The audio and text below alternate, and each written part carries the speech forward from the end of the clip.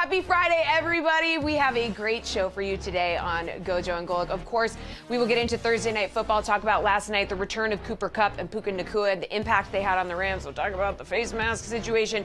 Plus, now or never, we're going to talk college teams with big games this weekend. We got a battle of some undefeated SEC teams. Plus, food wars. What NFL players are eating the most of? The answer might surprise you. Stay tuned to hear about all that and more coming up on GoJo and Golic.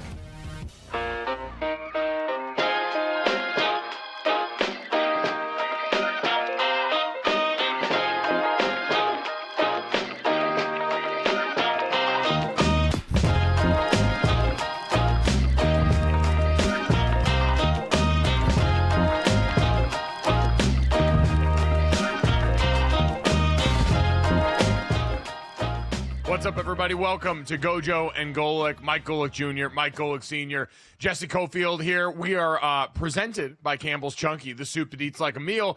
And we got a great show for you today. As always, make sure you download, subscribe, rate, and review us. Leave us a 5-star rating and check us out live Monday through Friday right here on the DraftKings Network from 8 to 10 a.m. Eastern. Rashad Bateman, wide receiver for the Baltimore Ravens, having a breakout season, coming off his best game of the year in that Monday Night Football shootout against the Tampa Bay Buccaneers. Going to stop by and talk to us about what's gone right for them so far this season. And Dad, he has been a great receiving weapon for a Baltimore Ravens team that's been chock full of them here.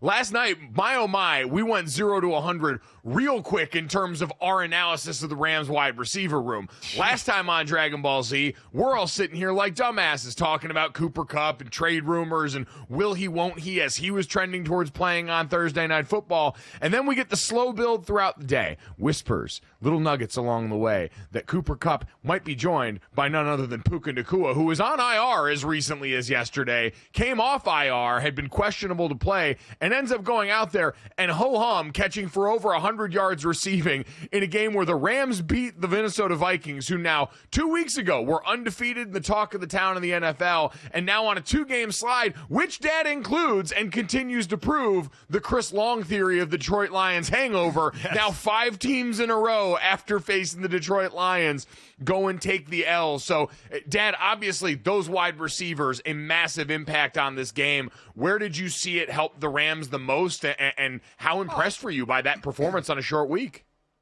At first, it was stunning to see them both on the field. Puka had missed 5 games, and Cooper Kupp missed 4 games, yet the team was still they had 2 wins. They were 2-4 in a division that San Francisco is proving to not run away with that division. So sitting at 3-4, they are firmly in position in that division. If they stay healthy, I would think this would put to bed the rumors of Cooper Kupp being traded. If you're getting close to the trade deadline and he's coming off injury and you put him out on the field to risk further injury, if you were thinking of trading him, why would you think of trading him? You bring those 2 guys in and that offense suddenly is going. Kyron Williams rushes for just under 100 yards, has receptions for yardage as well. I mean, this offense just hums when you have the 4, Stafford, Williams, Puka, and Cooper. I mean, and throw in the fact, kudos to the offensive line. Minnesota came in with, 24 sacks, 3rd in the league in sacks. They had goose egg for sacks, and they only had 2 quarterback hits. So they protected the hell out of Matthew Stafford last night to throw to Nacua and Kupp, who always, the ball's going to one of them, and they always seem to be open. It used to be just Cooper Kupp. Now it's Puka Nacua as well. This is a finely tuned offense when healthy. You have to say that when healthy, because certainly Cooper Kupp, has missed some games over the last couple of years. But boy, oh boy, is it? We knew what the Rams could do healthy, but are we seeing Minnesota kind of come back to earth a little bit? We talked about Sam Darnold was shaky the last 2 games. Sam didn't play bad last night. He didn't play bad at all. The defense, which had been a strong point for Minnesota, the last couple of games has been shaky. I will say, though, you have to account for the level of competition, because the last couple of games, you went up against the Detroit Lions team that was arguably the best offense in the NFL. And, oh, by the way, went toe-to-toe with them and had a very real chance to win that game at the end. Much the same, and I think this is the interesting thing about the entire Rams situation with Cooper Kupp that we talked about yesterday, Dad, is we saw him get hot and go on the run last year. And when this unit is healthy on offense, we've seen what they're capable of. And so going up against this Rams offense and having a little bit more trouble than you did earlier in the season, yes, we have mentioned what the Vikings did in that run was against Jordan Love, CJ Stroud, Brock Purdy. Like, they didn't do this against chumps when they were going and setting the standard as one of the best defenses in the NFL. But in the last couple of weeks, and we mentioned this yesterday, the Detroit Lions had the medicine in terms of being able to go right downhill and hurt them to set up that foundation to pass down the field with.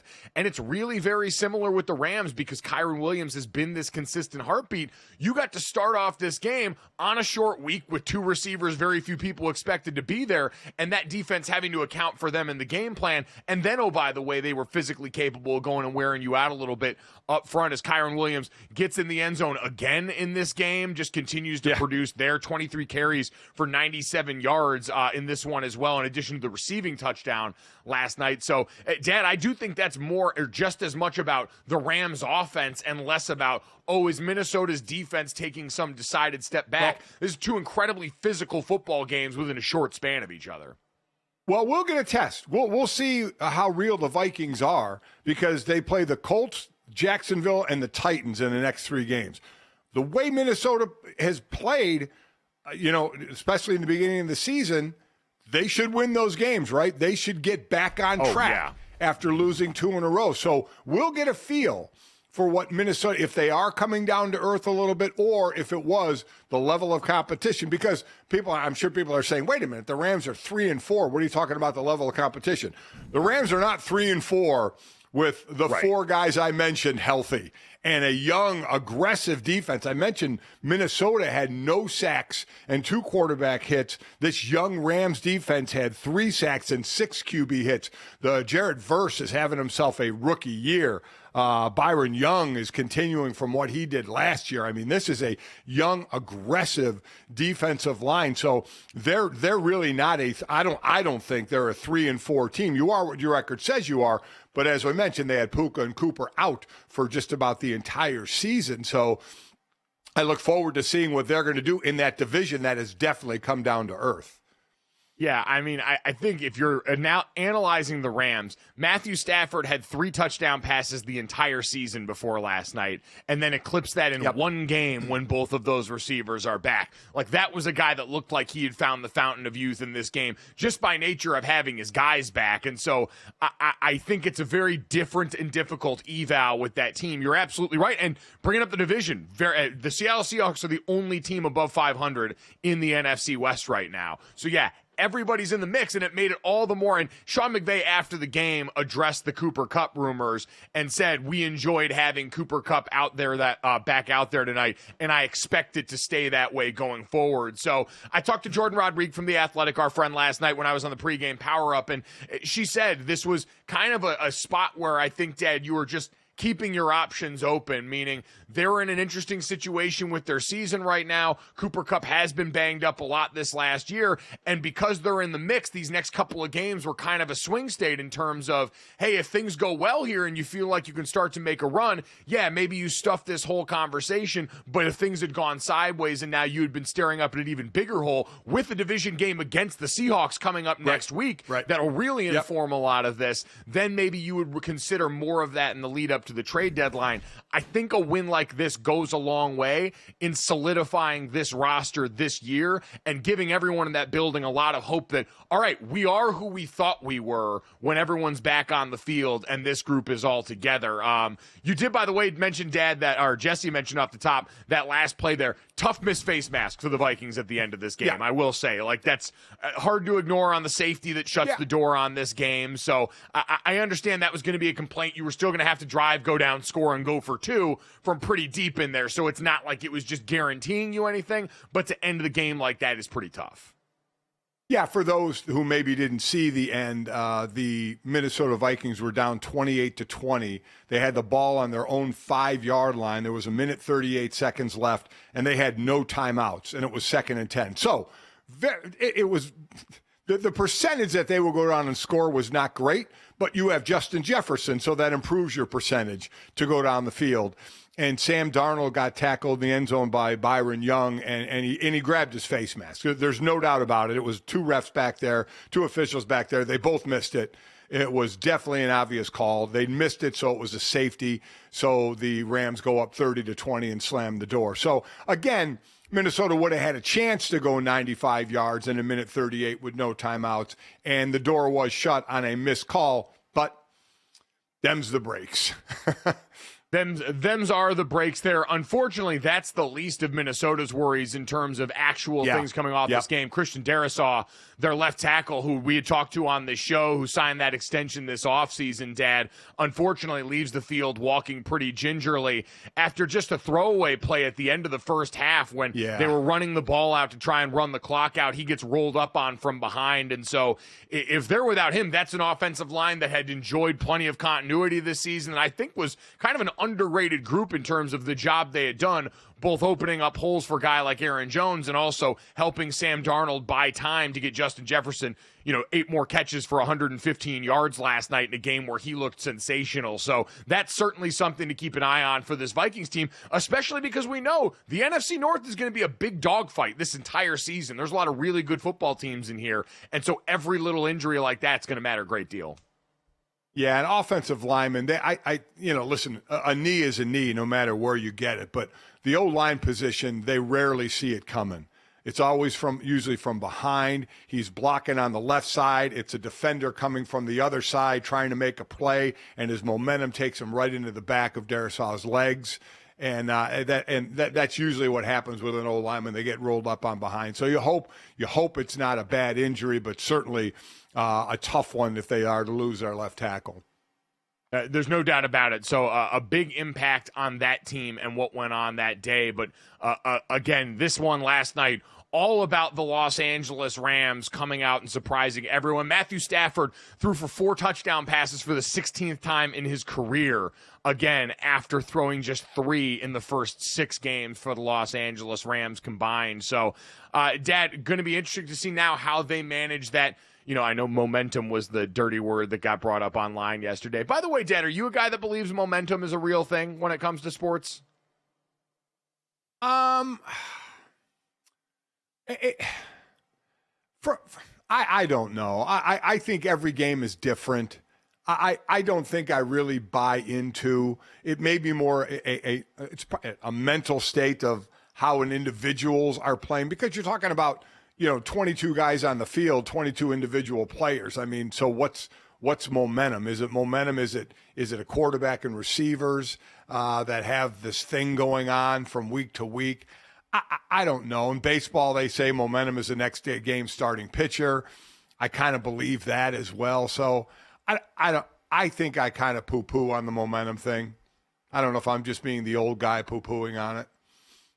No, I'm kind of with you on this. I generally tend to think momentum is just more about the maturity of your team in whatever sport it is. If you've got young guys that haven't been through situations before, they're going to be a lot more susceptible to holding on to what just happened to them and focusing on a past mistake than doing the thing everyone's coached to do, which is just reset and move on to the next play, which, more veteran teams, squads that have been through a lot of adversity already together kind of have the ability to do. So just something that, shout out to Jane Costin, friend of the show on Twitter, brought that up and got that going. Nothing sports Twitter loves more than a good momentum debate. Yeah, I really think it's going to be important for Minnesota. I mean, they're now behind Detroit, obviously a half game because they played in Detroit, still has to catch up in games. But as I mentioned, their schedule coming up, the Colts, Jacksonville, Tennessee, I mean, They got to get right. There were 2 tough teams that they lost to. And while we talk about that division being the best in football, much different than the NFC West, you may start to see Detroit kind of start to pull away a little bit because I think they are the best team in the NFL. And the other teams are close. It's not like pull away. They would have to go a long way to pull away because everybody has at least is at least 2 games over 500. So it is a very, very competitive. It's a competitive division, but I do feel Detroit is a standard above the rest of the teams in that division. I believe that too. I still want to see long term, like, hey, is Detroit going to go out and get themselves a pass rusher before the deadline to supplement the Aiden Hutchinson loss? Or are they just going to try and live being a team that blitzes at an unholy rate now? We mentioned the first game without Aiden. They blitzed at the highest level they had since Aaron Glenn's first game with the Detroit Lions in 2021. And I don't know if they're built to live like that. Maybe Brian Branch really is him on the back end the way that we've seen, and they can kind of build the house from that way, from the back end towards the front. But with them, that's going to be the question mark here. For this Vikings team, Dad, like you brought up the next 3 games, I see 3 wins. Like playing against the AFC South seems like a perfect get right. Going up against a quarterback we'll talk about in Anthony Richardson and the Colts, who just cannot seem to pass it right now. The Jaguars that, hey, unless it's the Patriots, I want to see them actually make the ball go through the basket. And then a Titans team that doesn't seem to matter who's at quarterback. There's a back-breaking turnover or 2 in it for you every time you play them. I think they've got their get-right coming up. With the Rams, it's going to be interesting because they've got the division game coming up on the road against the Seattle Seahawks team that got a big win this last weekend against the Falcons, but is still a flawed football team, right? Its foundation up front is still something they're constantly having to, I think, work more around than through. Defensively, they got some help back. Byron Murphy finally back in the lineup for them, helping with some of that run defense stuff. But then after that, you've got the Dolphins at home, and then you're on the road against the Patriots team that, you know, by then, who knows what Drake May can do for this offense. Maybe the defense responds well to being called soft for the Dolphins. Hell, Tua Tagovailoa coming back this week, which we'll certainly talk about, could all of a sudden have that as a very different matchup in a couple of weeks. And so the next 2, I think, for them, potentially a lot hairier than anything the Vikings have coming down the pipeline. And for the Rams, hey, you still got passed all over last night. I get it's Justin Jefferson, but that secondary has undergone a lot of change behind that front 7 that we've talked so much about for them. So the Rams have their work cut out for them, but if they win next weekend, all of a sudden, we're going to start to have a decidedly different conversation about the NFC playoff picture potentially taking shape. Yeah, and it seems like in one – now, again, I don't know. You heard Sean McVay said we'll kind of see, but I don't know how close they were to thinking about trading Cooper Kupp. Maybe if they lost this game and they were 2-5, they would think about it. But I have to believe that's put to bed, right? I mean, you're not trading Cooper Kupp. I mean, there's no way. I mean, you just have a performance like that against one of the supposed better teams in the NFL. You have all your guys healthy, and you see what the offense can do. It would be stunning if they were to make a move. I can't possibly see them making that move.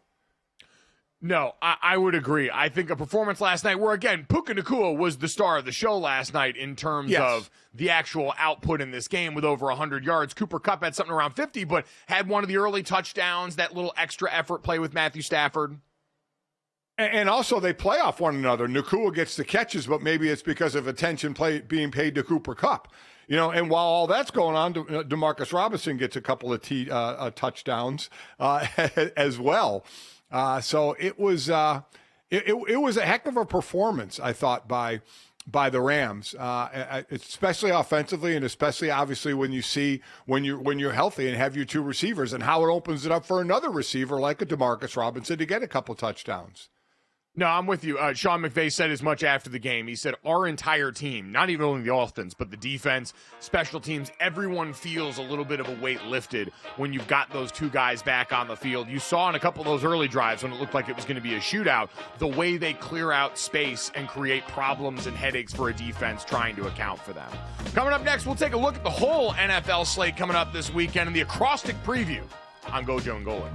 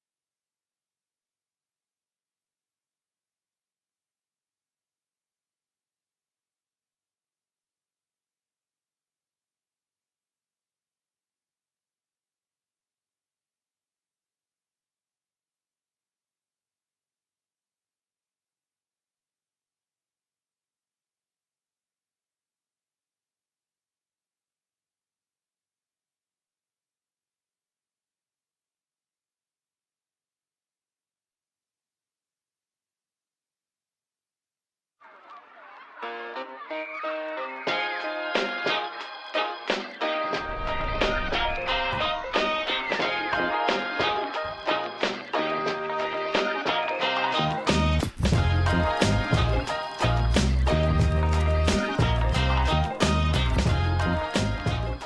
back to GoJo and Golic. Jesse Cofield, Mike Golic Jr., and Mike Golic Sr. here, and it is time for our fun Friday tradition.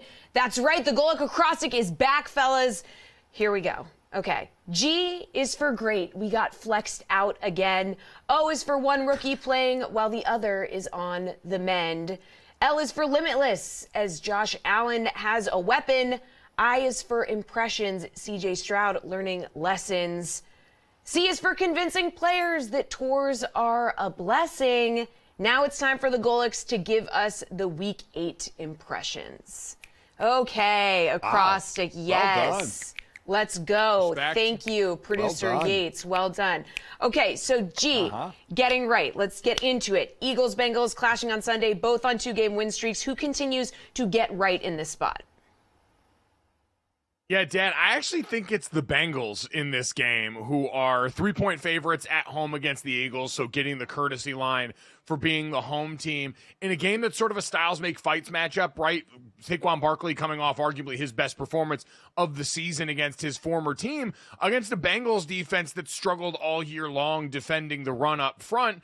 A.J. Brown certainly helped their passing game some, but Dad, I just think on the other side, you've got Jamar Chase, T. Higgins, and Joe Burrow operating at just a completely different level right now in terms of pushing the ball down the field and having success in that passing offense.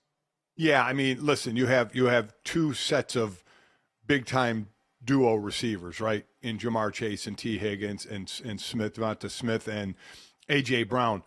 But Burrow's the better passing quarterback. I mean, there's no doubt about that. It's a more effective passing offense, but Philly can follow it up with the rushing attack by Saquon Barkley. Again, he and Derrick Henry in the running back position that has just gotten waylaid over the last two seasons may have been the two most important pickups in the offseason for their respective teams, Baltimore and Philadelphia. And Cincinnati is in the bottom third of stopping the run. So we keep talking about the pass offense. This may be another running attack with Jalen Hurts running, with Saquon Barkley running against this Cincinnati defense, which has definitely been the Achilles heel of this team. So I would probably, I don't know. I may go with the Eagles in this one, controlling the ball on offense with the running attack and keeping that heavy hitting Bengals offensive passing game kind of on the sideline a bit. I think I'm going to go with the Eagles on this game. It's going to be interesting here. Jordan Mailata was out last week for the Eagles at left tackle, could still be out this coming week. And it's always dicey because we have criticisms of the Bengals defense. You still have Trey Hendrickson over on the other side, who's usually been a menace. Yeah. And so that's a guy that can wreck a game plan pretty quickly. On the other side for the Bengals, Orlando Brown Jr. banged up in that last game. So if he can't go, that's also going to be something. Because that's the one thing, Dad, Joe Burrow has not been pressured this season. This is a quarterback historically who's run for his life. Yeah. It certainly helps out his offensive line with his legs. But this season, the pressure number is way down for that Bengals team. And it's part of why we've seen them kind of go on a run after that usual slow start for them coming out of the gates this season. We're now in the last handful of games. I think they've won 3 of their last 4 games currently in the NFL. So this is just a team that I think understands it's probably going to have to win in more shootouts. And kind of like we talk about in basketball, Dad, this feels like the Eagles make 2s and the Bengals make 3s. And so I'm going to take 3s over 2s. How would you rank the 4 receivers, the 2 duos? I think I would go Jamar Chase, A.J. Brown, T. Higgins, Devonta Smith. I think the way they're playing right now, yes. I think if overall, I would probably put Devonta Smith above T. Higgins.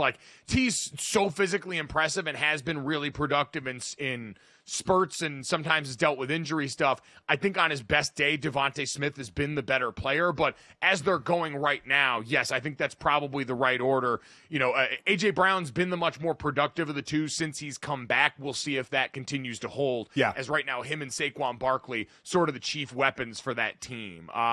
All right, let's get going, Jesse, to the O here in the preview. So I'm going Bengals. Dad's going Philadelphia. Again, the Bengals giving 3 points at home in that one. What do we got for the O here, Jesse? Okay, it's only up from here, right? Okay, Bears, Commanders. Both teams seem to have it right at QB, but I guess the question on everybody's mind here is, can the Commanders win without Jaden Daniels, because his status is up in the air right now? Yeah, this one, Dad, I don't want to say it totally comes down to the quarterback, because we saw last week Washington has built a solid foundation on offense and has a veteran backup in Marcus Mariota, who came in there and performed incredibly well for that team. At the same time, this Bears team playing really well on their side. They come in, the Bears as 3-point road favorites in this game. Dad, and again, I understand this is heavily contingent. If Jaden Daniels plays, I think even with him coming in a little bit banged up, they can win this game and cover with that 3-point spread. They've been that good, specifically on offense. We've talked about the offensive line for the Washington Commanders. I saw my buddy Sam Hoppin on Twitter the other day put out a chart that showed the diversity of run games, how many different schemes, how many different plays you run up front, and production on an axis. And the Washington Commanders are up there with like the Baltimore Ravens, the Philadelphia Eagles, with teams that provide you varied looks up front and are some of the most effective running games in the NFL. That offensive line gets after people. Their yards before contact numbers are really good. And so I think Washington can go out against the Bears' run defense that struggled some. They've gotten decent pressure on the quarterback. Javon Dexter's been great on that side of the ball in the interior as a rising star this year. But I think if Jaden Daniels is healthy, I would pick the Washington Commanders in this one. What about you?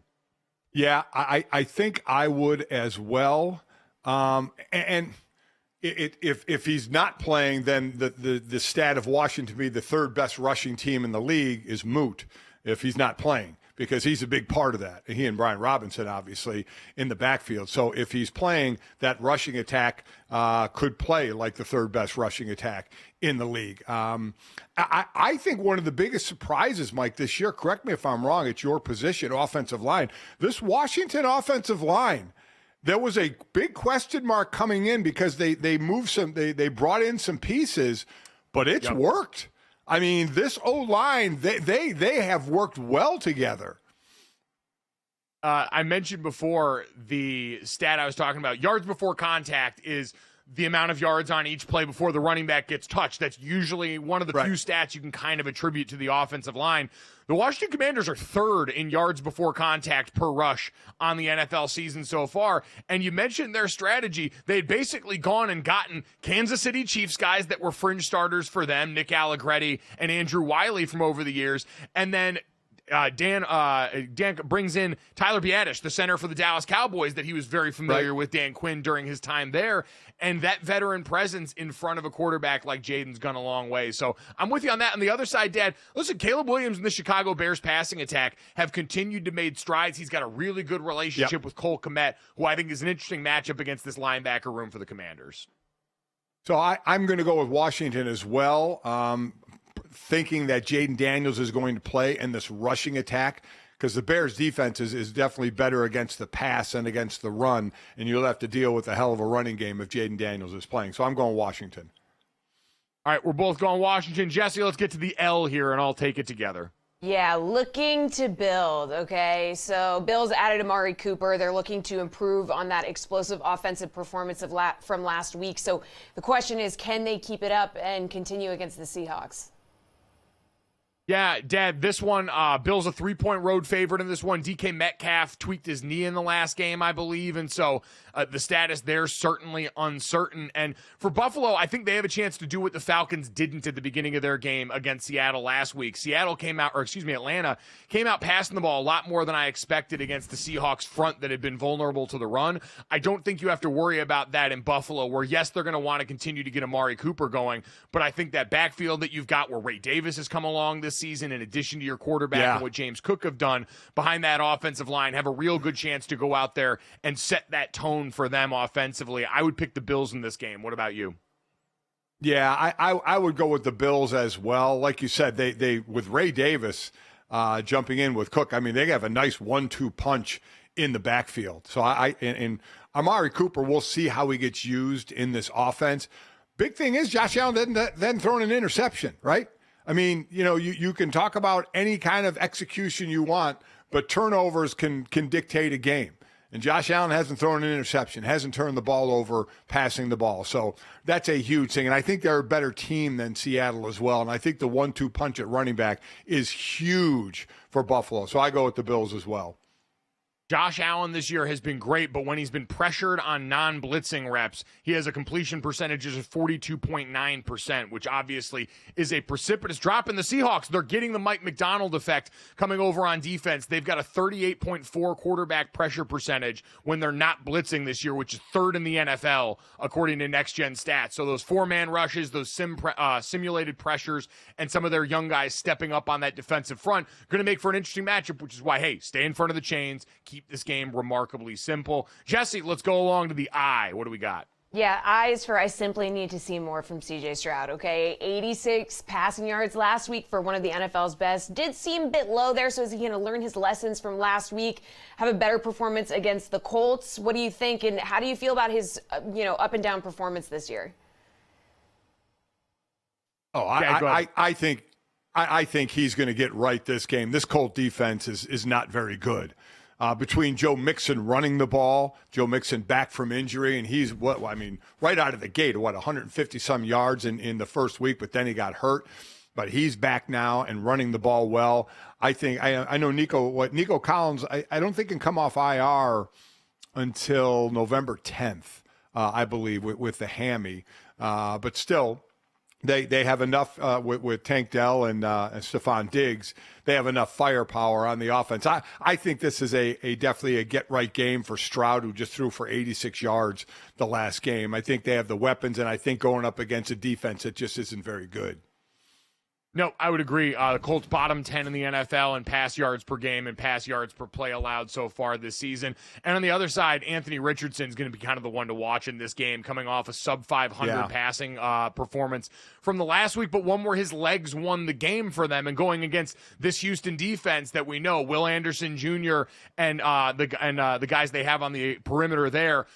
They're a great pass rush unit. They're a great defense overall. Can you make them question anything by going to that quarterback run early? A season high in quarterback carries on designed runs for Anthony Richardson in that last game. I think it's going to have to be more of the same. I think the Colts win I think the Texans win and cover in this game back at home against a Colts team that's still finding themselves and not going to find any safe harbor against this Houston Texans defense. Let's get to the C and finish this thing off, Jesse. What do we got? Yeah, C is for convince me, okay? Can the Cowboys play a complete game against the 49ers? And Brock Purdy, what's he going to do with all these injuries around him?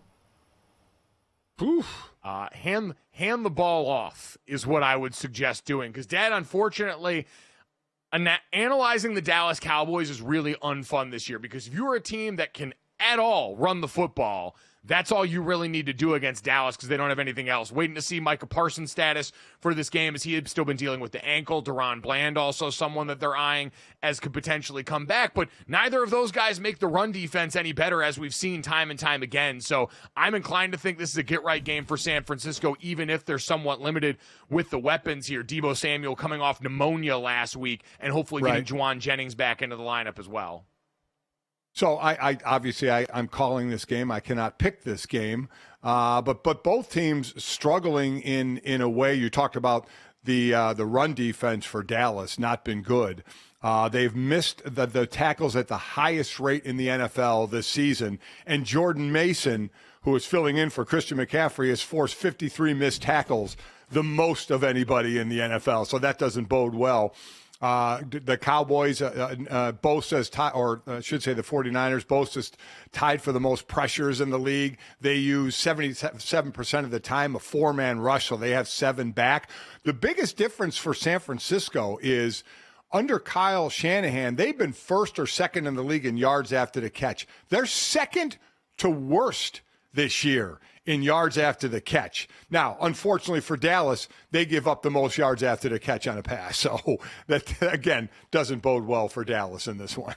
No, Brock Purdy coming off one of his worst games as a pro last week. I think a big bounce back there. Juwan Jennings, I mentioned, not at practice, not a participant at practice yesterday this week. So trending towards missing a second straight game with that hip injury. We will see, but I think you and I both think the 49ers get right in a big weekend in the NFL for teams giving tours around their facility that everyone wants to talk about.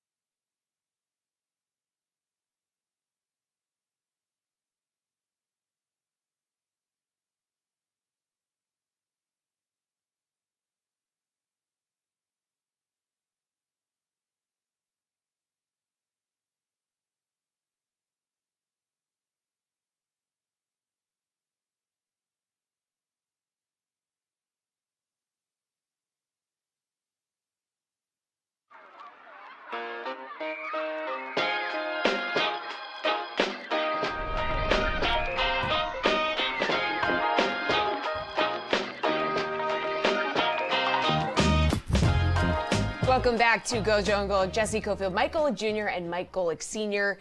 And we saw the return of some big-name wide receivers in the Thursday night game. There are a bunch of other teams hoping to get some of their big-name players back on the field. For starters, Tua and the Dolphins. So here's Tyreek Hill, who is eagerly anticipating the return of his QB1. Is that guy. He's that deal, man. You know, he's a big part of this team, bro. I'm going to keep saying that. Every guy in this locker room knows that. Now, obviously, when we go play a game, like, it's next man up. That's the mentality all day. That's the mentality all day. But when Tua is a part of this offense, can nobody stop us, bro? We should score every drive. That's the way I look at it.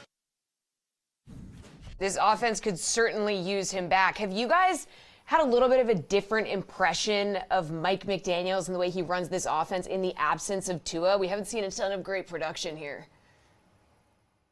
Yeah, Dad, I went on This Is Football with Kevin Clark the other day and kind of talked about takes that we had gotten wrong going into this season. And he talked about Mike McDaniel as one of those situations that I think all of us were a little bit stunned for a coach that we had a lot of respect for someone who got a ton of credit for Tua Tagovailoa's success there in Miami, coming over the reclamation project, the rip of 700 plays in the reel to sort of rebuild his confidence, but someone who is also seen as a great run game architect and did all these things with these fast wide receivers. The lack of a coherent plan with the backup quarterbacks able to materialize, I think, is a lot of people reconsidering some of the things. Yep. Maybe not only about him, but I wonder for the conversation around Shanahan McVay quarterbacks in general going forward, if this will change some of the tenor, seeing another sample size, and for Tua Tagovailoa in particular, maybe more respect for his skill set on the other side of this too.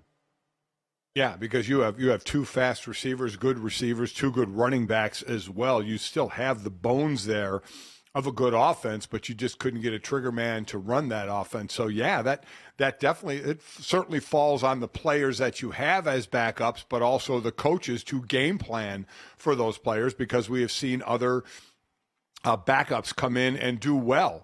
And that, when that happens, that is not only obviously a feather in the cap of the player, because they're the ones on the field doing it, but on the coaching staff to design stuff. Because again, Tua being out, Tua's been out, and the backup quarterbacks have been part of the game plan. It's not like Tua was hurt midweek and somebody else had to come in and you had to throw a game plan together for a backup. You've had weeks now with backup quarterbacks to prepare game plans for them, for what they do well, stay away from things they don't do as well.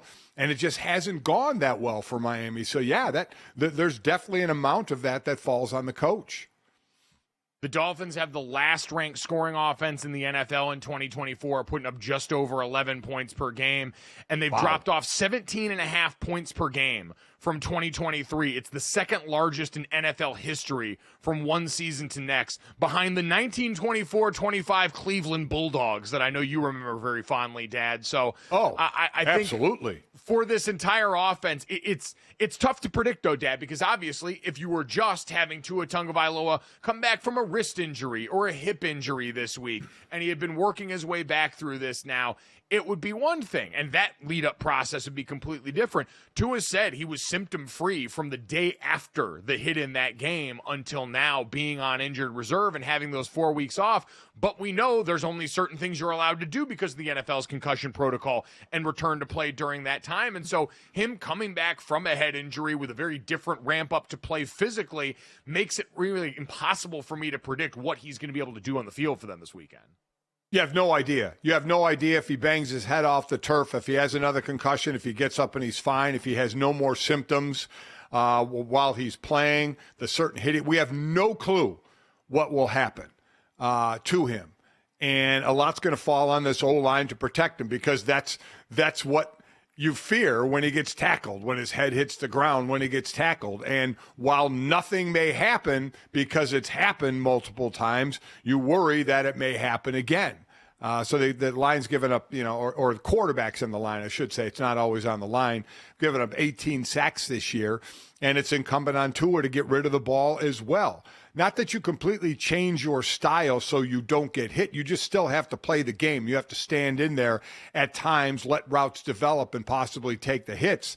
And that's the thing, the one thing, when you always come back from an injury, whether it's a shoulder or a knee, it's the confidence level in that injury. Does Tua have happy feet, not wanting to get hit? You know, does he get rid of the ball quicker than he should? I don't think he will.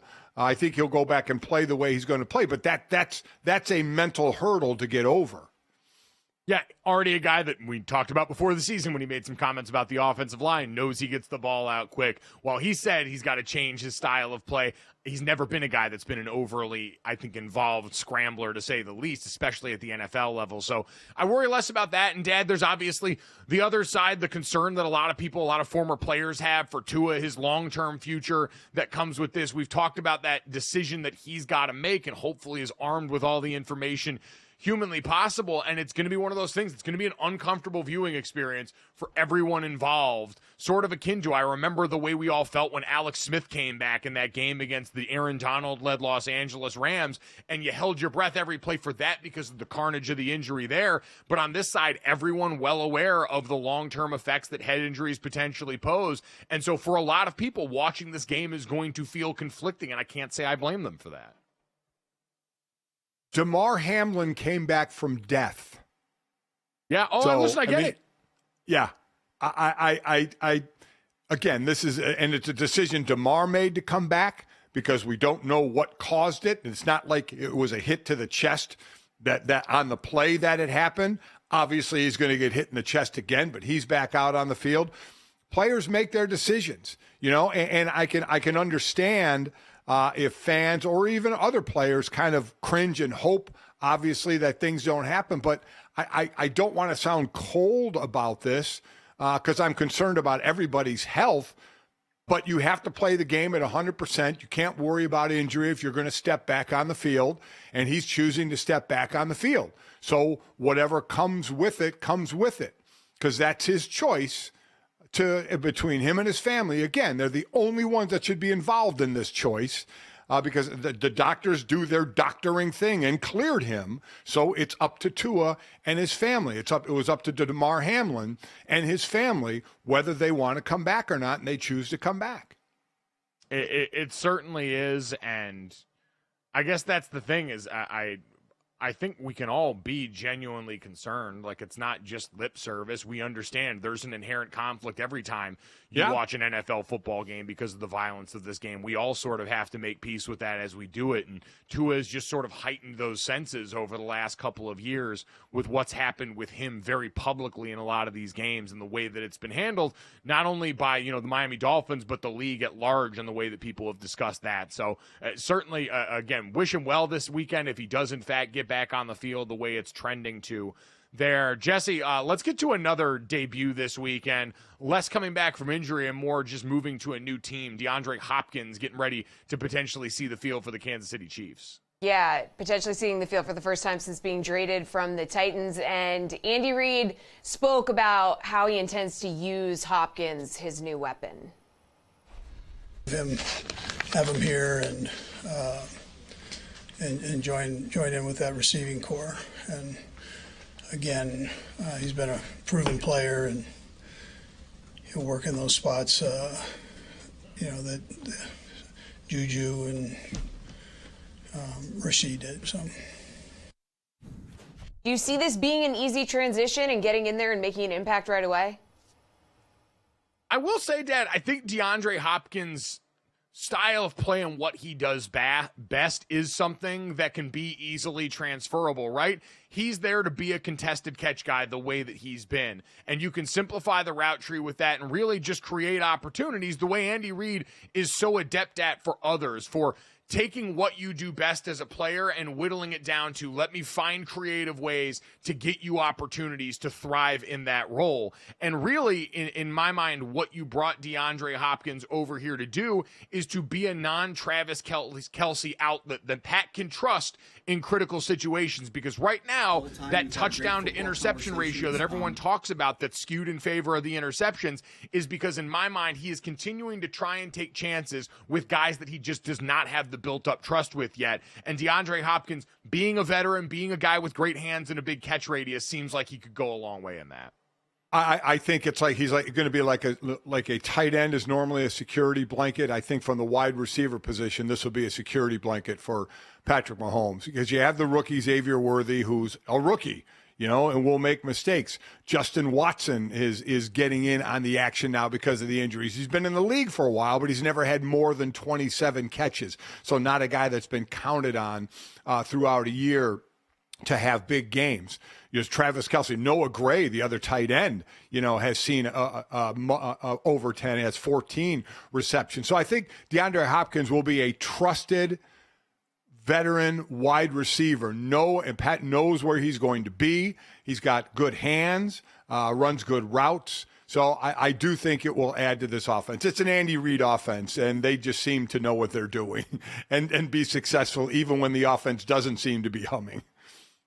Yeah, but they do need a sure set of hands in that receiving room, especially if, hey, Juju Smith-Schuster went a hammy coming up last week. That's not usually something that goes away quick. Right. And that was a guy we saw Pat could rely on, especially in the middle area of the field, as a yards after the catch guy, as someone in almost a pseudo tight end role for that team. And I think Hop, as much as anything, also having him out there as he gets up to speed can help take some of the weight off Xavier Worthy, who is a guy who's very talented, is a guy who we know has that skill set, but is also small and a rookie. And so that combination with the amount of attention he could potentially receive, I don't know, it gives them a little more versatility for a team that's had to go more 2 and 3 tight end sets, try and do all these things to offset the fact that they don't have a true go-to receiving option right now on the roster. DeAndre Hopkins is not going to fix everything, but it is someone who fills a massive need, kind of the same way we talked about Amari Cooper going to the Bills. I agree. Listen, on 3rd and 6, when all the attention in the world is going to go on Travis Kelce, you have DeAndre Hopkins as well to move the chains for you. So it's another trusted body out there for Mahomes. So I do think it'll work well. All right, speaking of trust, Jesse, let's get one more return in here this weekend.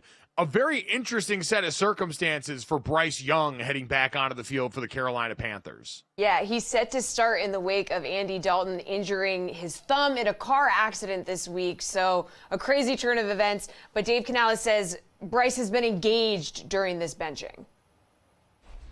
Whole time we've had great football conversations during the week, fine-tuning our game plans on Sunday on the sideline, talking through things. So he's been engaged and a part of that whole thing. And so, for me, like this is it's great for him that he approached it with such class and integrity. So basically, like, don't worry about it. He's ready to slide right back in.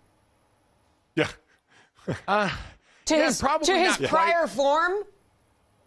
Yeah, well, I mean, the form for Carolina in general hasn't been great. Like, Andy Dalton had that one-game blip where they came back and won, and then after that, it's been 0-4 in weeks 4 through 7. They've averaged 15.3 points per game, 167.5 passing yards per game, and Andy Dalton's had a touchdown-to-interception ratio of 4-6. So, Dad, it has gone south, so much so that some people were wondering, hey, why aren't you putting Bryce Young back out there anyway just to find out more of what you've got? I don't think I think you're shuffling deck chairs in the Titanic the either way. I don't think Bryce Young is going to be the quarterback long term here. And quite honestly, this Denver Broncos defense is not going to be some safe harbor for him, one of the best pass defenses in the NFL. No, I mean, Bryce Young is going to be on the run. There's no doubt about it. Don't expect an enlightenment from Bryce Young in this offense where there's really, Deontay Johnson is the leading receiver by far with 30 receptions. Chuba Hubbard running well, averaging over 5 yards a carry, but there's just not enough in this offense. And Bryce Young just hasn't shown anything yet where we see other young quarterbacks showing early. Some do, some don't. He's one that hasn't. So I wouldn't expect this massive change from Bryce Young in this offense, again, especially against this defense. So I do think that the die is still cast on Bryce Young. The Denver Broncos, if you haven't been paying attention to, for whatever reason, how the defensive transformation has gone, number 1 on defense in EPA per pass allowed, number 3 in quarterback pressure percentage, number 2 in quarterback sack percentage. They get after the quarterback, Pat Surtain second, and that secondary get after you. And so for an offense that's been bad no matter who's been at quarterback, they're going to have a bad time this weekend. Just get ready for it.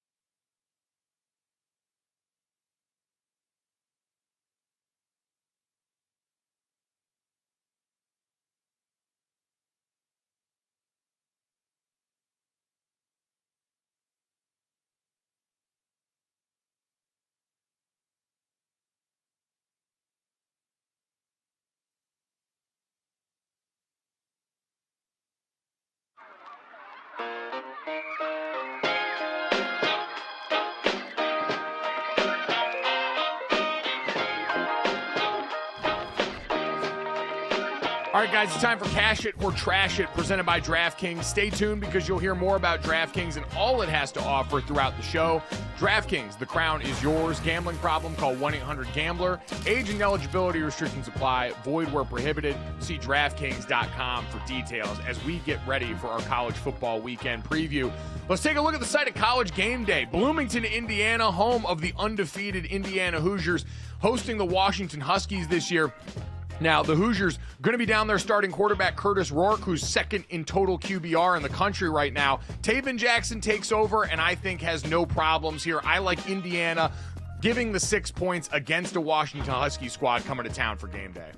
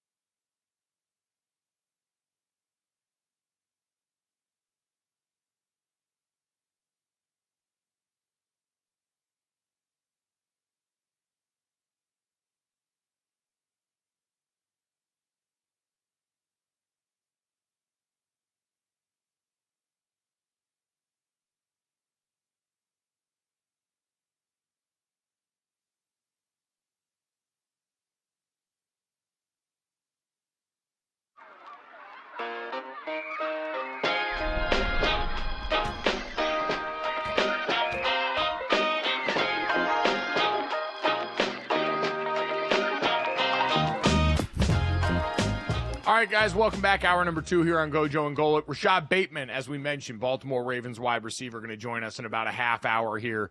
Take a look ahead at their weekend coming up, division game against the Browns. But in the meantime, it's time to go back to college. It's our college football weekend preview. This college football season, we are feeling the cheesiest with Cheez-It. So this preview brought to you by our fine folks and friends at Cheez-It. As we look ahead to a really interesting slate this weekend, Dad, I talked a little bit College Game Day going to Indiana for a game where they're going to be without their starting quarterback against Washington, that I think they should win there.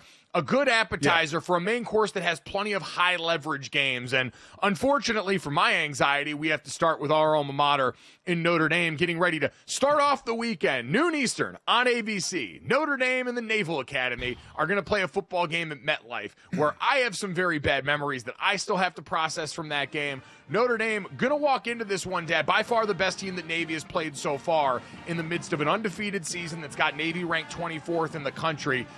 I know I'm terrified. How scared are you? Well, I mean, I remember that game you guys lost to the Meadowlands. The fullback destroyed you guys. I mean, just running up the gut was, just remember watching that going, wow. And for this one, for Navy to have a chance, it's going to be the kid we had on, their quarterback, Blake Horvath. who is having himself a heck of a year running and throwing the ball. That's the thing. Navy, they're still, 6 games in? 5 games in? They have a receiver that has caught 23 passes already. I mean, that's unheard of. They throw on first down and second down, plus run the triple option. So they are a threat. I can't express enough as a former defensive player. I remember one year we played Air Force. It was my sophomore year. We're getting ready to play Air Force. And during the week, Mike, the show team, the way we were playing the option, the show team was chunking us. I mean, and we were just like, what the hell? You mean cutting? We're like, we what's that? Cutting you guys? What is chunking? No, chunking, getting chunk yardage on us during practice. Oh, I mean, like, I've never heard of chunking before. Oh, man, just getting yards on us like crazy. We were like, what the hell? We got to change something. And coaches didn't change anything, and we didn't execute on the field, and we lost the game. I mean, you have to play so disciplined against the triple option. It's just that. There's 3 options, and you have to play your respective part of the option while obviously getting off a block unless you're the unblocked end who the quarterback is optioning. So it is such a disciplined defense that you have to play, and Notre Dame has been decimated by injuries on defense. And when I say defense against the option, I mean corners rolling up and tackling to linebackers. This is usually a big linebacker game when you play against an option team. Linebackers usually have 12 to 15 to 17 tackles, or they should in this game. But with the injuries Notre Dame's had on defense, this makes it a bit fearful for the year that Horvath is having. He's got 10 touchdown passes, plus he's run for over 600 yards and has 10 touchdowns. Now, Riley Leonard has 10 touchdowns. These are 2 running quarterbacks, quite honestly. Yeah. And Notre Dame has a great running back room. Jeremiah Love leading the way in the running back room there. So this one, to me, falls squarely on the discipline of the Notre Dame defense and how they can stop that option. And the offense better come out quick. They've come out slow in the past because you don't get a lot of chances with the ball when you play a triple option team that's gaining yards and controlling the clock.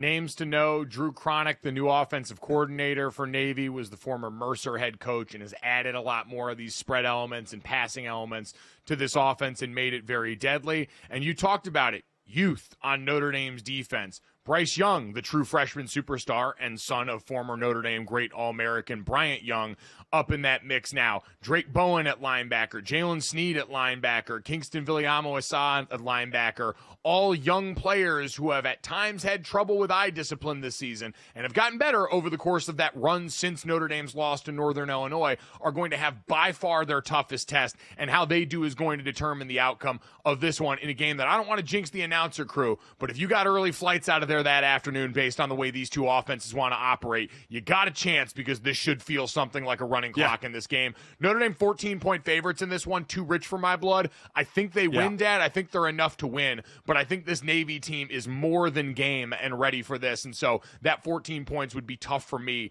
to buy for Notre Dame. Jesse, agreed. Let's look at the next game here. One of the biggest games in the history of this matchup between LSU and Texas A&M. Yeah, so they're the last 2 undefeated teams in SEC play. So Texas A&M 4-0 in conference play. They've won 6 straight. LSU also on a 6-game winning streak. 3-0 in conference play. This is basically a pick-up, guys. What do you see happening here? Dad, I like LSU in this one. Like, I've seen them getting points going on the road, and I get the Kyle Field of it all. But, man, I just cannot get the last outing from Connor Wegman out of my head, where he threw 2 interceptions, I believe, in the game, and it could have been 2 or 3 more. Just so careless with the football. Maybe it's a bit of a look ahead to this LSU team coming to town. But if you're asking me, even though we've seen improvement for him since coming back from injury early in the season in the Notre Dame game to start, I trust Garrett Nussmeier a lot more. That LSU offense finally got some production in the running game in the last couple of weeks. But that defense, Whit Weeks at linebacker, stepping up big time for them after we know they lost Harold Perkins for the season, one of their stars on defense, a defense that needed a major renovation after last year, has gotten it so far. Showed up big against Ole Miss and certainly last week as well. So I think LSU gets this done and puts themselves in a really interesting position going down the stretch of the season, having their CFP hopes right in front of them. Boy, both teams making a great run after opening game losses. Texas A&M may have the best defensive line in all of football to help put pressure on Nussmeier. I definitely trust Nussmeier more than Wigman in this game for sure. But that place gets rocking. I mean, absolutely rocking with the fans down there. It's going to be a tough environment for LSU to play. I think LSU's the better team in this game. I would probably lean toward them as well. I put a lot on the Texas A&M defense, the pass rush, to get in Nussmeier's face, to stop him. He's averaging, 317 yards a game or something like that. They have to get pressure on him and sack him. They do that, Texas A&M is going to win this game. I just don't know how consistently they can do that. You know what? I'm actually going to go Texas A&M. I'm going to go with my former defensive self here and go with the defense, the front seven of Texas A&M, and putting pressure on Nussmeier. Well, Dad, I'll say this. If you like defense, and shout out to Bill Conley over at ESPN for this stat, Blake Baker, who came over as the defensive coordinator from Missouri to LSU to try and revitalize this group, is known for creating havoc. Havoc rate in college football is tackles for loss, passes defended, and forced fumble divided by total play. So all the stuff that disrupts the football. They've produced a 21.2% havoc rate, which is good for 10th nationally, a 48.8% pressure rate on dropbacks, which is second nationally, and a 25.5% stuff rate on rushes. That's 14th over the last 4 games of the season in all those categories. So they've been money in some important games for them over this last run. I think that group keeps it going. But to your point about that Texas A&M front seven, if you don't have a dog in the fight in this game and you just want to see some good football, Nick Scorton for Texas A&M, among the best defensive ends in college football, and Will Campbell, the left tackle for LSU, probably going to be the first tackle off the board. Watching those two in this game is by far the thing I'm most excited about this weekend. That is going to be a clash of the Titans for the ages and go a long way in deciding which of these teams actually ends up winning this game. So, Dad, you talk about loving defense. I'm an O-lineman. That's the show in this game in my mind.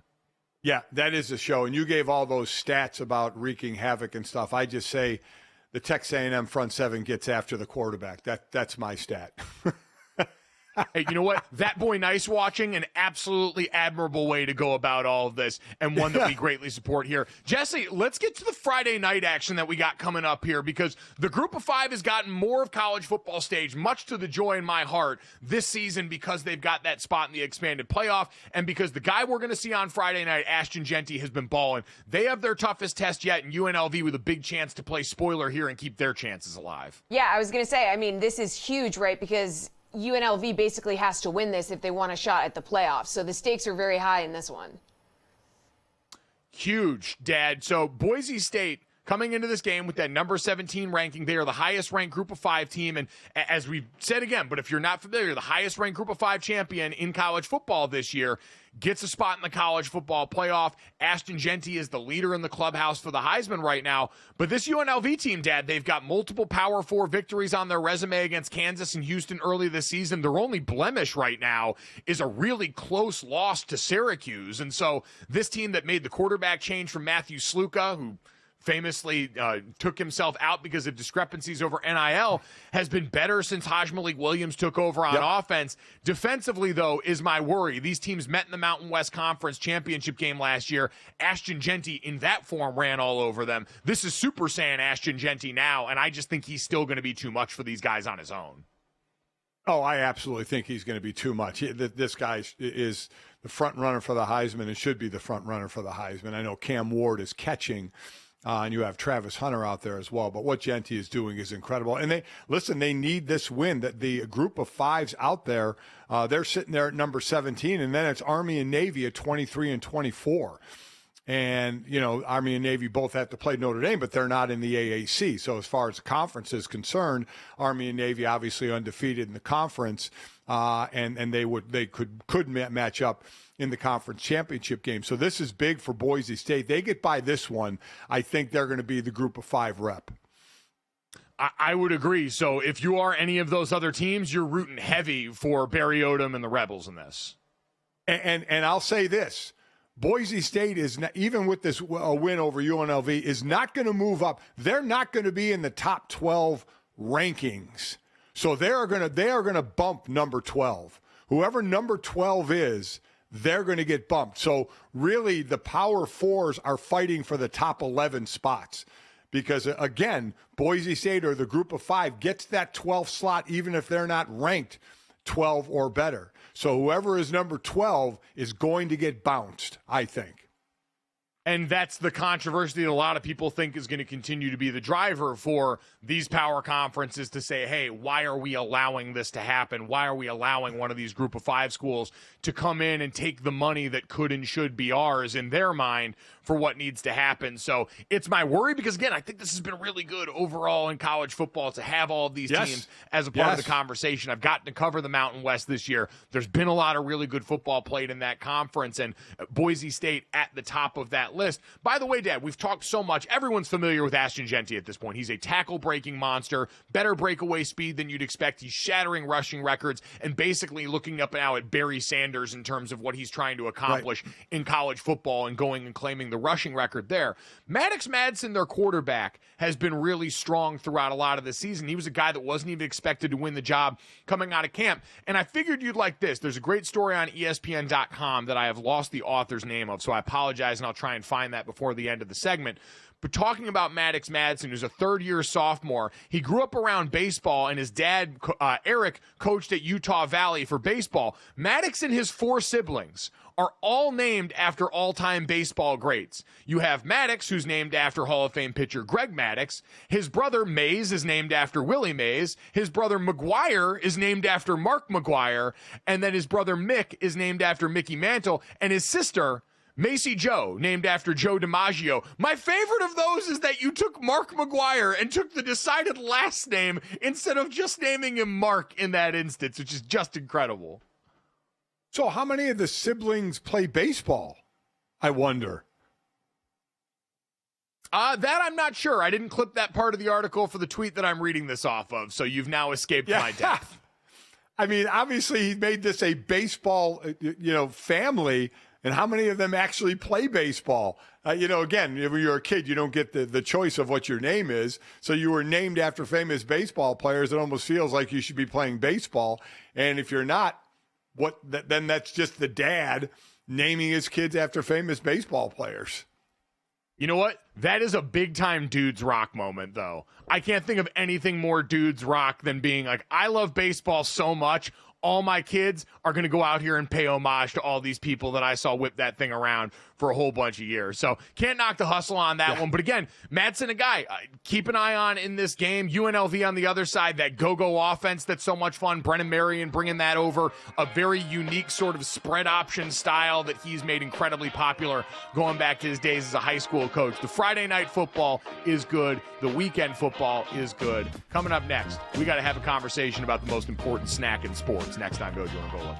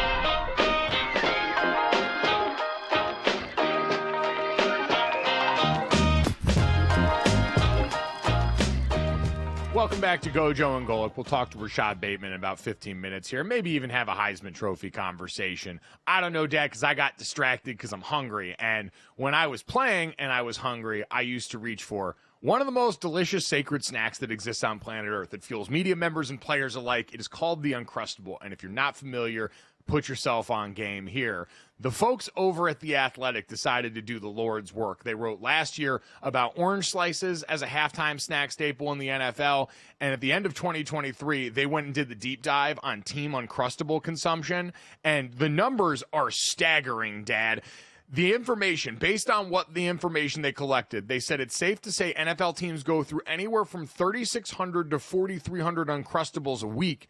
And when you factor in training camps and teams that did not share data, they said NFL teams can go through easily 80,000 Uncrustables a year. So I know these weren't around when you were playing, obviously. These were snacks that gained prominence a lot more recently. But you've had an Uncrustable before, right? Oh, God. Oh. They're the best. And you know what? They don't feel they need to change their name like Goldfish to Chilean sea bass to appeal to the older people. You know, Uncrustable works just fine because both my grandkids eat Uncrustables. They're 2 and 11 months.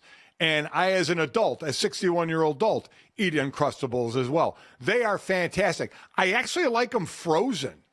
I mean, I'll eat them, you know, not frozen, or I'll eat them frozen or chilled in the fridge or out of the freezer or sitting on the counter. It doesn't matter to me. I love Uncrustables. It's a great snack. I know you guys would have them, right, the night before games as like a snack. Weren't they at your training table? It was Uncrustables and Rice Krispie Treats. And me and my college road roommate, Braxton Cave, used to eat so many of those and just throw the wrappers from our beds onto the floor in between us, so that when one of us would inevitably get up to pee at like 3 a.m, you would just hear the sound of the crunch of wrappers underneath feet, because we were disgusting college kids who were gorging on these. I can see the look of disgust continuing to grow on Jesse's face. Jesse, there's no way you've had one of these, right? Have we had this discussion before? We've had this discussion when we were talking about the Ravens and the Uncrustable situation. And what I've said is that I haven't had an Uncrustable from the package. I like peanut butter and jelly sandwiches, but I would rather make my own than eat this ultra-processed food. Figured that was coming. There's just something about the neat and tidy packaging of it. And I shouldn't be surprised based on what I just told you, the affinity there. But Len Kretschmann, one of the co-founders and co-creators of this, was a former football player, former wide receiver at North Dakota State. And so it figures someone that had to figure out how to help teams snack in a quick and timely fashion managed to pull this thing off. The Uncrustables eaten by the NFL in 1 year would cover over 18 yards of a football field, those 80,000 plus Uncrustables in the given body of a season. So I'm very proud. It's one of those things where I remember going on the road when I was at ESPN in 2021 covering college football, and Anish Shroff, my play-by-play partner, was horrified, aghast at the amount of Uncrustables I put away back by where our truck had the snacks before the game. So rest assured, it's still fueling your favorite broadcast too, in addition to doing the stuff on the field. Okay, but I have a question for you. And I'm wondering. I have a question for both of you, okay? So is it just that it's very convenient? Like, if somebody just handed you out of wrapping on a plate, they handed you an Uncrustable, and then they handed you a homemade peanut butter and jelly sandwich with the crust cut off, if that's your thing, like, you can't eat them both. Which one are you going to eat? I would probably take the homemade PB&J, but I will say there is, much like when you change up the shapes in the Reese's Peanut Butter Cup suite of products, you get a different peanut butter and jelly to bread ratio in the Uncrustable that at times is more desirable. And to Dad's point, God forbid you throw that thing in the fridge for a little bit and really get saucy with it. Now all of a sudden it hardens a little bit and you've really got a delicious snack. So I think the Uncrustable also, in terms of portability, ease of use, you can take it on the go with you a lot more easily and with less mess. I think it's got its virtues, Jesse. You're not going to knock me off the perch on this. Yeah, Jesse, you're right. Uncrustable are more convenient to eat. You just unwrap and shove it in your pie hole. But given the choice, now it takes a little, obviously more time to make a PB&J at home than to just take the Uncrustable out of the wrapper and eat. But I'll say I will make mine because I usually make a triple-decker PB&J. 3 pieces of bread and triple-decker, peanut butter on the outside, and both sides of the middle bread have jelly on it. So I'll make and you can control the ratio of peanut butter to jelly when you make your own, which I think is key. I mean, what's more controlled than an oft-replicated processed sandwich the way that you're getting with the Uncrustable? You're getting the exact amount of peanut butter and jelly that they put in that one. Wait, I feel like, Senior, we have our moment to go viral. Like, Senior, you've got to make this and then put it on the internet and be like, am I doing this right? And it'll go viral. Oh, doing it right. Everybody can do it to what makes you right. Now, I put more peanut butter on the bread. I wouldn't say 2-to-1 ratio, but I think it might be close to 2-to-1 ratio of peanut butter to jelly on my sandwich. So the Uncrustable is made the way the Uncrustable is made. I can control the peanut butter and jelly I put on my bread, and I tend to go heavy on the peanut butter with a nice ice cold glass of milk to go with it. Have to have milk. What? Milk? Big Milky Boy. Shout out to that for Dad's peanut butter and jelly Big Mac that he makes. Also, for what it's worth, grape jelly over strawberry every single time. Yes. Without question. Yep. Jesse? Jesse? I'm a strawberry girl. What can I say? I'm a strawberry girl. Jesse, have you made a peanut butter and jelly sandwich for your daughter?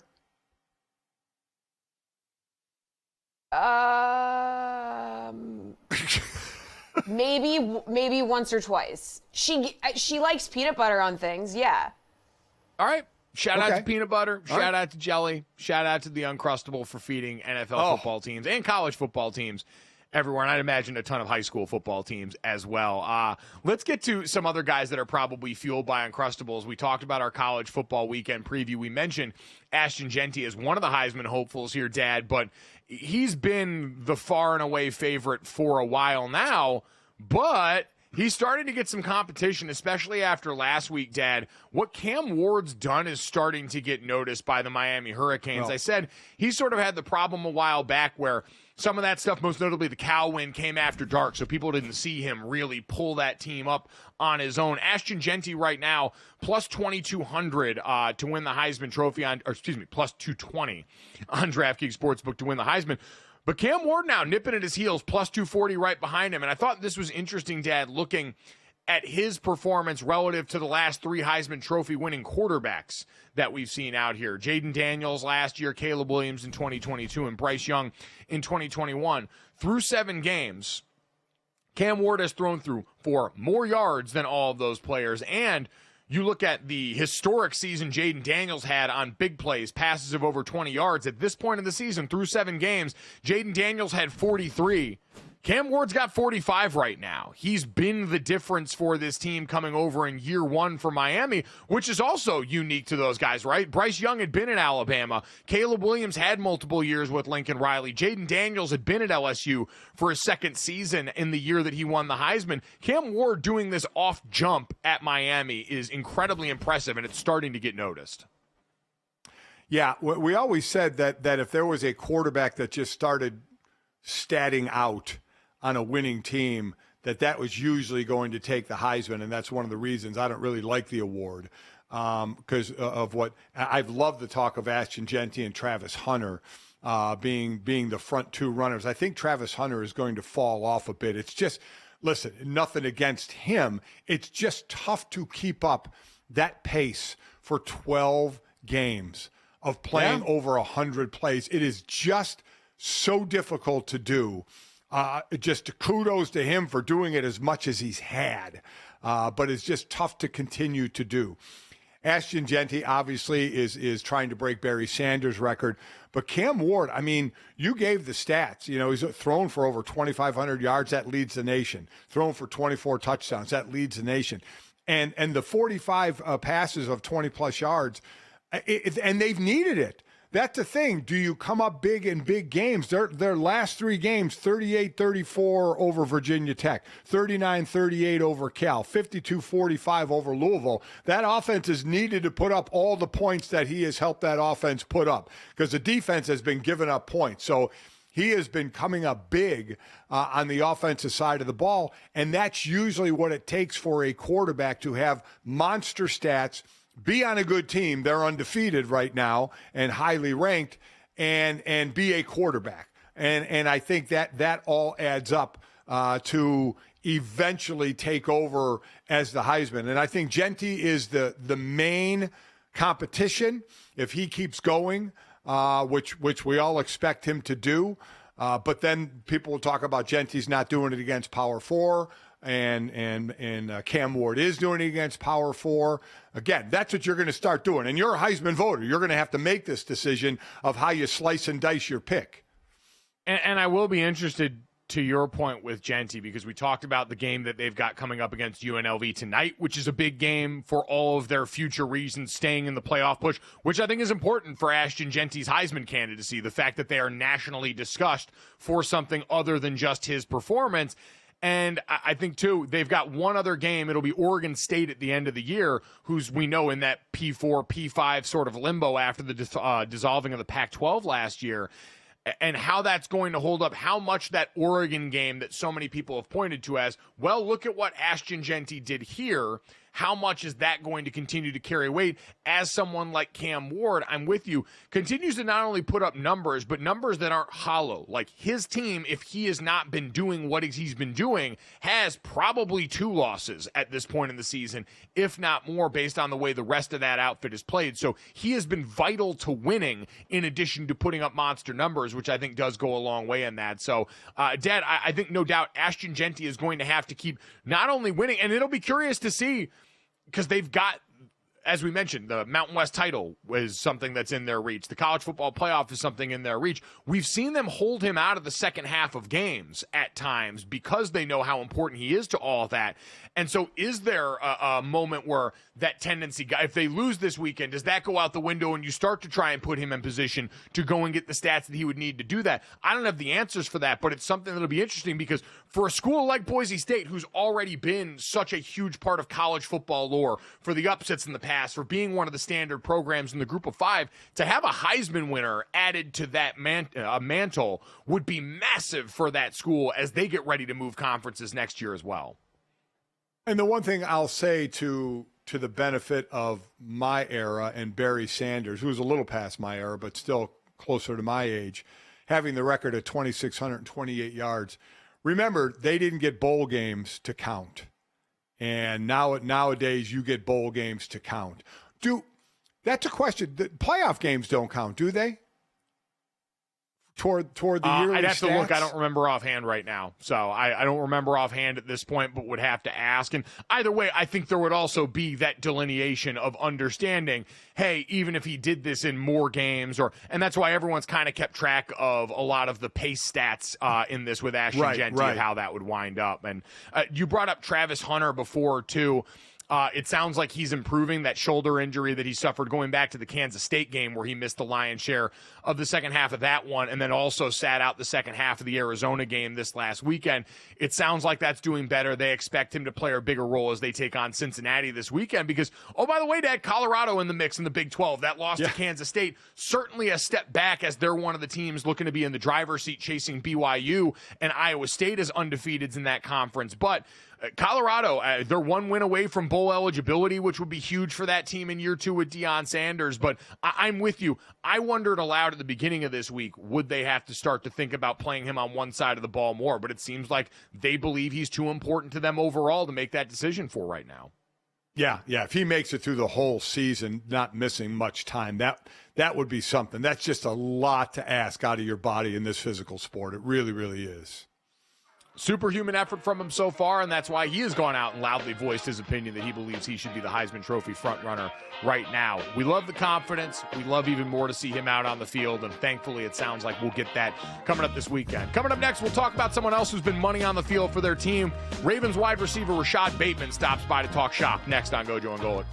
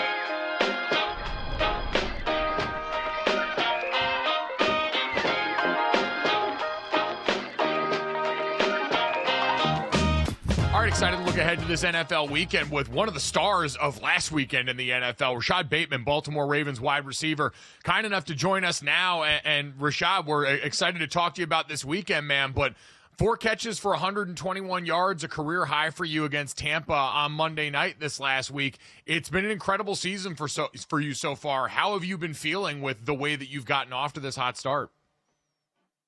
I mean, I feel good. I'm excited. It's been a lot of work that, has went in to, be at this point right now. But, I'm following the leader of my quarterback, man. We got a lot of work, left to be done. I mean, it's exciting, but we're only on week 7, week 8 now. We got a long season. So hopefully, many more of those games to come. You're already at a career high in touchdowns with 3. You're going to add to that. You're going to pass your high of receptions as well that you had your rookie year. What's been the difference for you this year? I would just definitely say being healthy, being able to be healthy, definitely approaching the game in a more mature way, just preparing myself for, all the outcomes that are possible, just going to work every day, not getting too high, not getting too low, just trusting myself, my abilities to go out and make plays. It's been a blessing to be on the field, be able to, build that chemistry and get those reps in with Lamar. So, praying to God that I continue to stay healthy, be on the field with him, and, keep building that chemistry. It seems like everyone around there, too, has had a lot of belief in you. The Ravens re-signed you to an extension this offseason, and everyone, we've had a couple of your teammates on here, and especially before the season, the guys on offense, the buzz seemed to be about you around camp and how so many people thought this could be a breakout kind of campaign. What's it meant to you to have the support that you've had around in that organization getting ready for this? I mean, it means a lot. I mean, we all understand, the NFL is a business, and, based on my past, injuries and stat line, anything could have happened to me. I couldn't have been here. I could have been traded. I could have been, a lot of different places right now. But this organization, DeCosta, Bashadi, Harbs, my teammates, Lamar, everybody, believed in my abilities. They saw the work that I put in, and man, credit goes to them for, saying that, and trusting to believe in me and giving me another opportunity to try to make things right. So, I'm looking forward to continue to build here, see where that leads. And, right now, we're chasing the Super Bowl, so definitely heading that direction. Well, and speaking of that, you're in the AFC title game last year. You lose that, but the hopes are high, like you said, this year. And you start out at 0-2. You had to be at kind of an uh-oh moment in the locker room, but you've rattled off 5 straight. What's been the difference of the first 2 weeks to the last 5? I just feel like we went back to work. We understand that it's a long season, and 2 games doesn't, define, who we are. And we understood that, we went back to work. It's a game of football. You live and you learn, and we learned from those mistakes, and we grew from them. We went and practiced hard, and fixed the thing that we needed to fix. Still a lot of areas to grow in and things to fix, but definitely our attention to detail in certain areas definitely went up, and it's definitely showing. It's showing all over the place, but in particular, you mentioned your relationship and following the lead of your quarterback. That 49-yard touchdown grab from last week really sort of highlighted the connection you two have developed. What's gone into that? What's the extra work been like between you and Lamar Jackson to get to this point now where, along with Zay Flowers, Mark Andrews, you've really become one of the guys he can lean on? I mean, a lot of it falls on me, just being able to be, available and on the field. I've missed a lot of time on the field, and even last year, I played a lot during the season, but I missed a whole lot of training camp, and I missed a whole lot of, summer workouts that I could have been connecting with Lamar.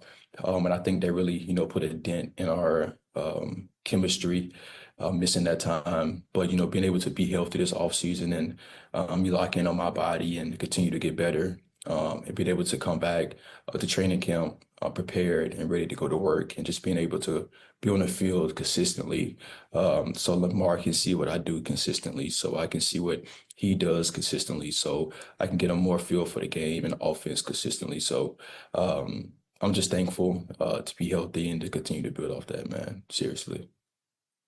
Well, your job has to have versatility as well. In wide receivers, we talk about catches, touchdown catches, yards per catch, but you've had one of the top rushing attacks in the league the last couple of years.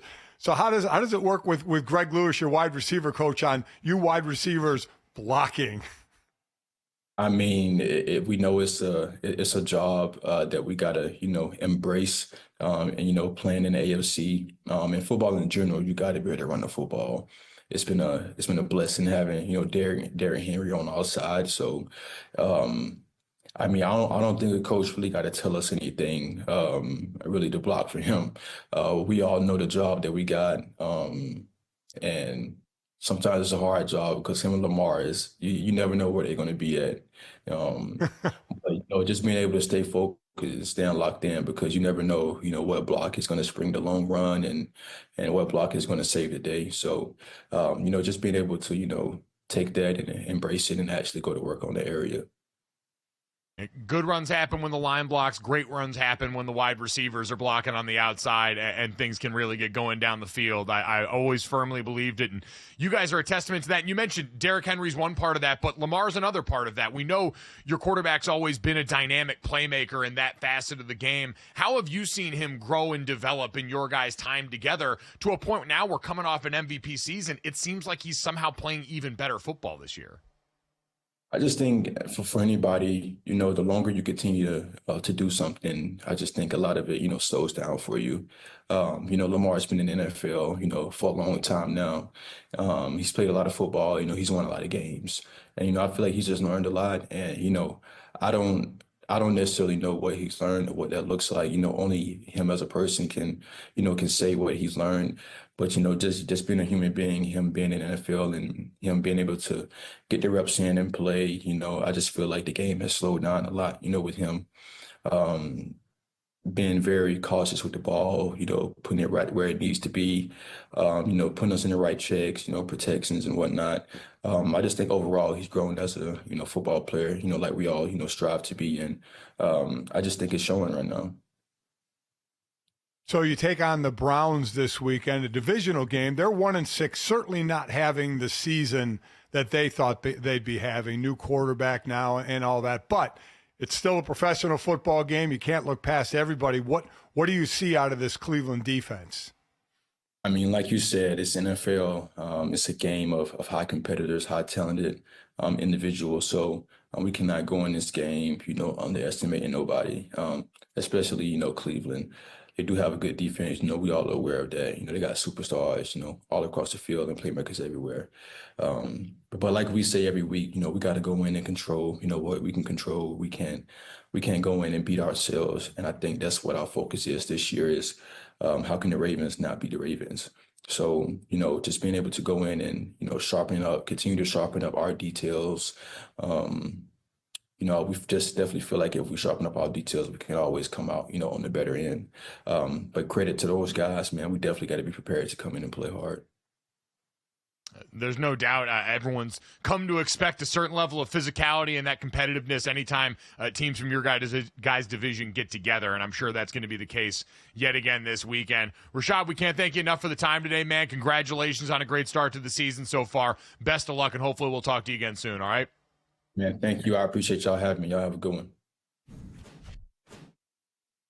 Dad, just how dialed in are the Ravens on offense this season? They're on pace to produce 7,844 yards, which would top the Saints from 2011 for the most in NFL history, albeit in 16 games. Lamar Jackson on pace to be the only player to throw for over 4,000 yards and rush for 1,000 in the same season. And Derrick Henry on pace to break Eric Dickerson's rushing record, albeit in one more game. So this group operating, even after last year's incredible standard, at just an entirely different level. And I was looking up there because their rushing yards are like college rushing yards. They're 9th all-time right now, averaging 210 yards a game. And the closest by date is 7th, 1976 Steelers at 2012. The most ever is 240 yards a game by the 1936 Detroit Lions. So Baltimore's putting up old-school rushing numbers. Video game numbers, whatever you want to call it, the Ravens this year are a freight train from hell.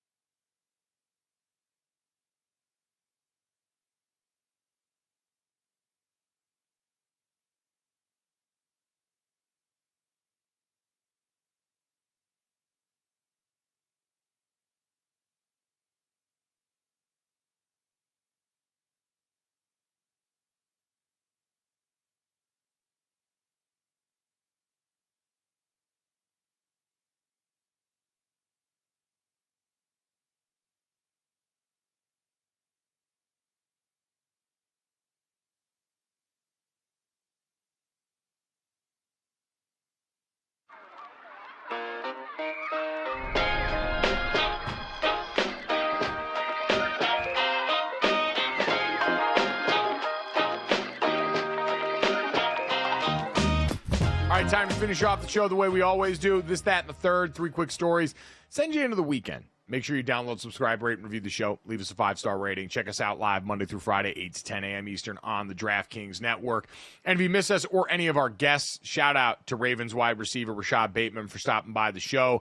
On the verge of a continued great season for him. You can check out that interview wherever you get our podcast or right here on YouTube as soon as we get done with the show. Guys, let's get to this, that, and the third. We know Colorado football has seen a major upgrade in attention, facilities, the overall swag of that program since Deion Sanders showed up on campus. How far has it gone, that you ask? Well, you've got the Buffalo's offer letter now getting a major upgrade, too. Take a look at this thing that made the rounds on the internet yesterday. Colorado sending out their offer letter. Can we get the visual on this? Maybe? Oh, is it a shot? Here we go. Roll the tape. About me would make you think that I care about your opinion of me. Your opinion of me is not the opinion that I have of myself. You ain't make me, so you can't break me. You didn't build me, so you can't kill me. You know what? God established me, so you ain't nothing you can do to me. Okay, wait. They put the sound over that, right? It wasn't talking, was it? No. I don't think it was talking, but I can't prove that it wasn't. Yeah. So either You know, way, those cards an sing offer now letter when that you open opened. them, so I don't know. Listen, it could very much be like a Hallmark greeting card and pull that off. I wouldn't put it past them. And the voice of Deion Sanders greeting you as you finding out you've been offered by Colorado in something that's got the Louis print all over it, Dad, seems incredibly on brand. I will say this. The one thing that I think has been under talked about with Deion going to Colorado is what an insanely sick color scheme that they've got there that pairs so well with the way that Deion wears it. He is really black, white, and gold is hard to screw up, and they've somehow managed to take it and go even further into the incredible. Yeah, I mean, it's a show now, right? With recruiting and with commitment letters and all that. It's just who can, and it used to be letters that would go out. Kids used to get hundreds and hundreds of letters. Now, obviously, that's different. But the offer letter, I know for the Notre Dame, it had the gold helmet, on the paper and blazoned on and embossed on the paper, and it's a cool thing. It's a cool thing for an 18-year-old to get that offer letter. And we're in showmanship time, and there may be no bigger showman than prime time, right? I also love that the school that is associated with swag and showmanship also has a live buffalo as a mascot. Like, the unsexiest mascot out there, Ralphie, going and getting his moment in the sun in Boston gold there. Dad, I know you got personal experience with Ralphie. I was out for the coin toss in Colorado when I was a captain my senior year at Notre Dame, and Ralphie came running out. And they have like 6 guys, like 3 guys on each side, kind of guiding him with ropes. And that thing is kind of running toward us.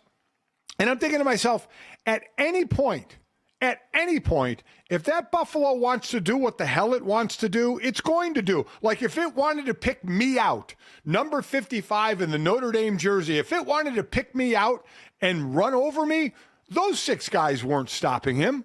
It could do whatever he wanted to do. It was one of the most horrifying things I've seen since I played down in LSU my senior year and I saw the tiger, but the tiger was in the cage. The tiger wasn't running around trying to be held by people who couldn't really hold him. This was a buffalo running out onto the field that could take control anytime he wanted and just run me over. It put the fear of God into me, without question. Yeah, those handlers are but a polite suggestion to Ralphie in the decision that he will ultimately make for him and him alone. We're glad you survived the encounter. We're glad Ralphie is getting all of his moment in the sun right now. Jesse, let's get to that as we've got some of the football-basketball crossover we've been craving making its way onto magazine covers. Yeah, we love it. So Justin Jefferson and Anthony Edwards got together for the latest ESPN cover story, recreated that iconic photo of Kevin Garnett and Randy Moss where they swapped the jerseys, they got the shades on. It was really awesome. And during the shoot, Anthony Edwards was joking about tackling a certain player. Look at it tonight. You that Anthony Edwards can tackle me. Right up the middle. You and whoever. Me and Derrick Henry. What? I ain't gonna pop him, but I'm gonna hit it. Hell no. Just a little fun. Just the guys having a little fun. You love to see it. Now Anthony Edwards. Now he was a again little league football player. Played cornerback, played quarterback, played running back, and we talked about the crossover of NBA to the NFL, NFL to the NBA. And Anthony Edwards is one that you could seriously consider making it in the NFL. He's 6'4", 230. I mean, he's a good-sized dude. Now, tackling Derrick Henry, the way you tackle Derrick Henry is you dive at his ankles, okay? If you say, hey, Anthony Edwards, could you tackle Derrick Henry by hitting him in the chest or in the waist area? The answer would be, hell no. But if you dive at his ankles and cut his legs out from underneath him, that's the way the back half of a defense is going to tackle Derrick Henry. But Anthony Edwards is good size. I can say he's like the size of a modern NFL off-ball linebacker now that we've seen those guys get smaller. 6'4", 230. He's on the taller side for that, but weight-wise, right in the mix, very physical athlete, and spoken like a guy who knows he's never actually going to have to back this up, which is smart. Yeah, Anthony Edwards reeks of confidence at every turn. But like you said, if you forced him to tackle him up high, Derrick Henry's going to kill almost everyone. He does that to NFL linebackers all the time. Guys that are paid professional tacklers, he reduces to atoms in the hole. So there's no shame in that. But again, this is the kind of stuff you can talk. This is like when we used to have arguments about our high schools playing each other when we're in a college locker room, or when guys go to the NFL and have these conversations about what their college teams would have done against one another. There is no more potent drug on earth than the hypothetical matchup that'll never actually happen. See the LeBron James and Michael Jordan debate that has ignited our entire lives here. All right, I want to get to the third because I'm very hungry, and this is one of the most exciting things I've seen in a long time. Jesse, let's talk about it. Yeah, this is going crazy on Twitter. This is not AI, okay? This is actually real. So there is this ice cream packaging for something called Not Fried Chicken ice cream. It is cornflake crusted sweet waffle flavored ice cream with caramelized white chocolate and a chocolate covered pretzel stick bone in the middle. And what I just want to say about this, I know you sick freaks think this is amazing, but I want to know, why are we doing this? Just like what are we doing? It's ice cream. There's way too much going on here. How many things did you just hear me say? What are we trying to do? Confuse our taste buds? It looks cool, and I would devour this. Oh my God! It's like the cakes that you make out to look like cheeseburgers. Yeah, you make a dessert look like a regular food. And holy smokes, caramelized white chocolate, chocolate covered pretzel stick bone in the middle, waffle flavored ice cream. My mouth is watering right now. I would destroy this thing. Yeah, and it would destroy you back. I'm just saying. Yeah, Jesse, you look at treats and ask why. I dream of treats that never were and ask why not. This is innovation on par with the wheel in the is it cakeification of America, because that's exactly what this is, right? It's giving your body the old bait and switch. It's the feeling and look of knowing this looks like fried chicken, but when I bite into it, I get delicious ice creamy goodness. And who doesn't want a little bit of that razzle dazzle? We talk about muscle confusion all the time in the world of athletics. This is taste bud confusion for your body. It's how you stay sharp and become a better eater. Okay. I don't know what to say to you guys. So you're nasty. You know what? You know why it would be fun eating this with you, Jesse? Why? Is Mike and I would get more because you wouldn't eat it and you would just give it to us, and you could just hold it like a drumstick. Oh my God! I mean, that you is don't true. Need a spoon. It's functional. That's the coolest part about it, is it gives you that functionality of being able to just hold it as a handheld and not have to worry about it dripping all over you. I can tell you what I can tell you, Jesse. I'm going to pay the $100 to gold belly this out to me. You can run and tell that, because there is no way I can avoid putting this in my body. My body is a temple, and this sacred treasure is about to enter it. Godspeed. I'm happy. If you want to worship at the altar of this beautiful ice cream chicken with us, download, subscribe, rate, and review the show. Leave it a 5-star rating. Thanks so much. Have a great weekend. Enjoy all the football. We'll talk to you guys on Monday.